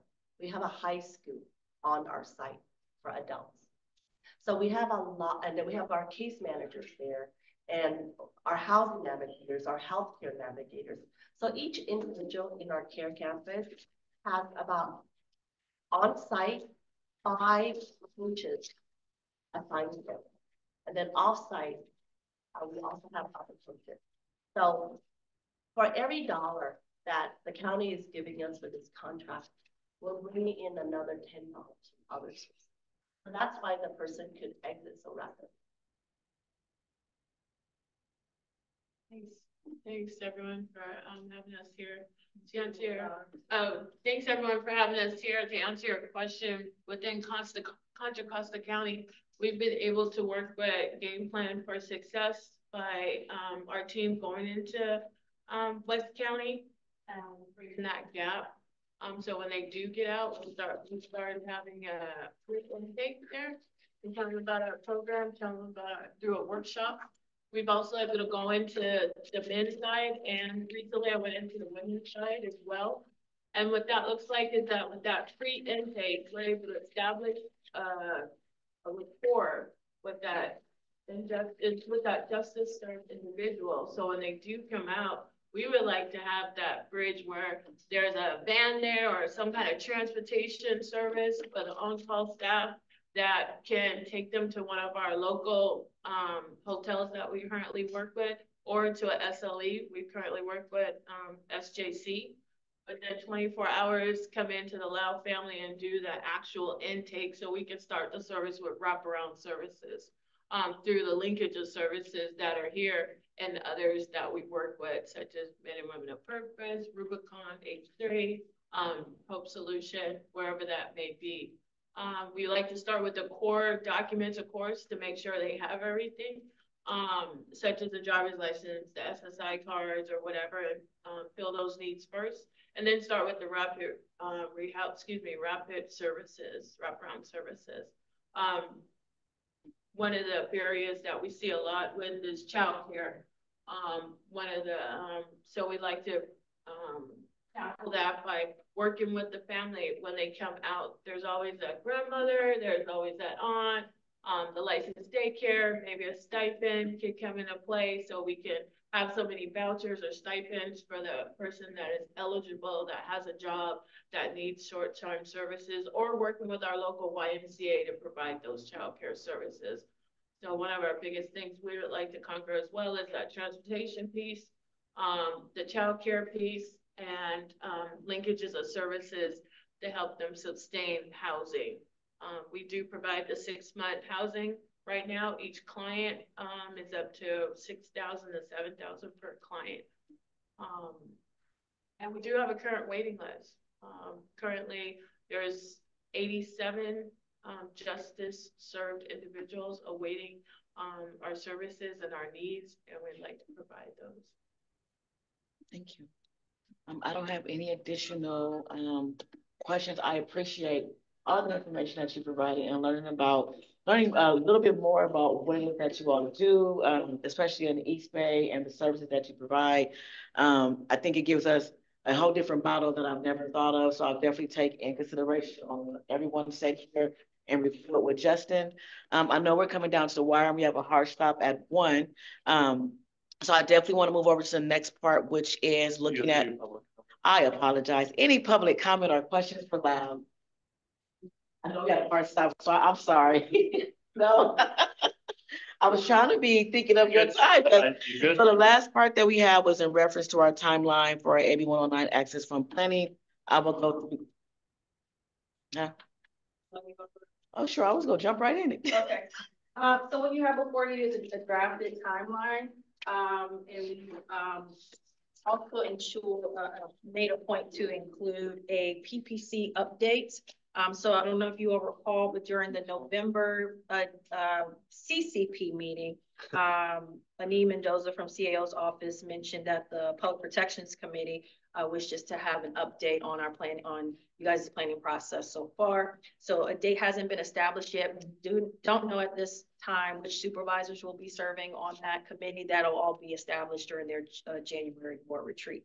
But we want to plug that in there. So your next meeting, which is on January 19th, we have proposed that you guys discuss the behavioral health priority area. And so in these listed providers on that last column, they don't necessarily, these are certain recommended suggestion ones, obviously, because these are county folks and or providers within the county. But if there are others, like say you want to hear from folks from other counties or other providers in other areas, you can certainly let us know. We can do some digging around that. And then February 16th. So between now and your April 11th meeting, I'm sorry, April 19th meeting, every policy and budget subcommittee meetings will be your planning workshop where you're discussing the various items. We do have it plugged for the April 11th general cab meeting to potentially, if we get there in the planning, to at least present a set of updates and potential recommendations to move forward. If you're not ready by that time, then you have your April 11th meeting to do some more finalizing of that information. And then we also have slated sometime around April or May to potentially do a presentation to CCP. Right now, we don't have a CCP meeting agenda. I'm sure it's coming fairly soon. So, but given last year's scheduling, there's typically a meeting schedule right there around April or May. And in the past, they've typically been the first Friday of that month in that quarter, but that could potentially change. So if this works for you guys, we can continue to move it forward or make some adjustments. You may want to consider time, considering the length of time of your meetings, considering what you've experienced today. Your hand up too. So if there's additional providers we would like to add, just to you. Yes. Okay. Jill, do you have a question? Well, I just wanted to clarify something Patrice just said. The board will select their subcommittees at the January 9th reorganization meeting, not at the board retreat, which is later in January. And so most of those subcommittee meetings will convene in February unless there's urgent and pressing business, and some might have special meetings at the end of January. Great, thank you. Okay. So I'll get those over to you because I do have one I wanted to add for the can we correct it should be pre and post release engagement, right? And then there's one I want to add for that. I'll just email it to you. You wanted to add H3 too. Yeah, H3, want to add H3, and then I want to see if we can add guaranteed income for Rachel since she submitted. She has data that she would like to bring for guaranteed income to present to the committee. And I think it's a great idea, reference to you said providers outside of county, but I don't know, I guess see if anyone is willing to, and then we could talk about timing, because I know you have a hard stop at 1, but it would be great if we did hear what other people were doing, if we had time. Yeah. And it depends on how many. Right. So, because I know we had some at our April 409 summit. Yeah. That'll be a great start too. If they're what I can do is just kind of to give around, certainly can reach out to our adjacent county departments and see if they have ideas of potential providers, or if you all know providers that you think would be great to. Is there a topic you're thinking? Or just I mean, I would say across, but really around it'll be across the AB 109 summit. Well, at our AB 109 summit, individuals that came, they talked about the employment and they talked about the pre and post release. Yeah. That was from different counties and housing. They talked a little bit about the behavioral health. So I guess just reaching out and say, hey, our CAB is focusing on these areas. Is there any feedback you have, and see if we get anyone that may want to. If they don't, then that's fine. We stick with what we have. Yeah. It would be nice to hear. So I know that we have to stop. So yes. For the pre March 15th. And if we could change the pre and post release engagement. And it was adding H3 to that as well for discussion. Nicole, just to clarify, what did you want to change the pre and post release engagement to? It says pre-release, to change it to pre and post release engagement. Oh, okay, got you. Okay. I think we covered what our next steps are, right? So, and do you need me and Justin to kind of review and send you any updates we have for the questions for behavioral health? Yeah. If we have anything? Yes. Okay. Yes. So we will tailor questions per the priority area for each meeting. Okay. Where we will then have them submit something in writing, just as we did this process. You're drafting that or we're drafting that? You can send me questions. Okay. And I can help refine them Okay. to then send to the. Thank you. And I can send back to you guys to get a final look before we send out. When do you need that? ASAP. Oh, Right. Lord. Monday? Monday's fine. Okay. All right, okay, so, Are you able to take the lead on that? I'm leaving the country. Oh, it is holiday. well, I'll say, just put it together, Patrice, we trust you. Look. No, but I'm in just all kidding. fairness, if there are some specific Right. pieces that you feel is imperative for you guys to know, even if it's not directly questioned, but just some bulleted Some points thoughts. of. I do have some, I'll take the lead on it, I'll Cool. send it on, I'll send it to you on Monday on some of the key areas. Okay, so we're good with our next steps?